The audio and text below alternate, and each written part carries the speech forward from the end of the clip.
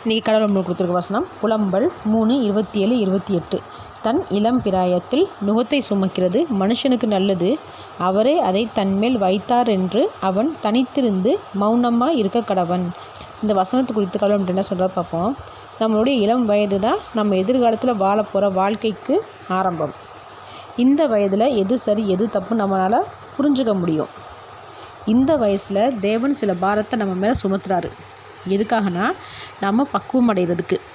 ஒவ்வொருத்தவங்களுக்கு ஒவ்வொரு விதத்தில் பாரம் இருக்குது. படிக்கிற பிள்ளைகளுக்கு படிப்பில் ஸ்ட்ரெஸ் ஆகுறாங்க. வேலை பார்க்குற இடத்துலையும் பிரச்சனைகள் இருக்குது, ஸ்ட்ரெஸ் ஆகுறாங்க. கண்டிப்பாக இருக்க தான் செய்யும். இப்படிப்பட்ட நேரத்தில் அமைதியாக இருக்கணும்னு தேவன் சொல்கிறாரு.